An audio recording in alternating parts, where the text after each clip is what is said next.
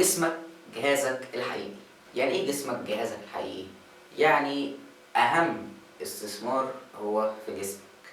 ليه؟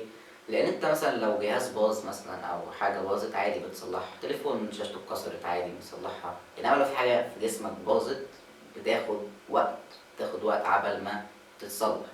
فانت حافظ على جسمك، نام كويس، اعمل رياضه حتى لو رياضه بسيطه، مثلا امشي شويه، وبلاش بلاش بلاش تتجاهل جسمك او ما تهتمش بجسمك او بصحتك، لان جسمك بيفرز هرمونات ومناعة، وطول ما انت ما جسمك مظبوط دماغك مظبوطة فتعرف تعمل ابجريد فمسكك يبقى احسن.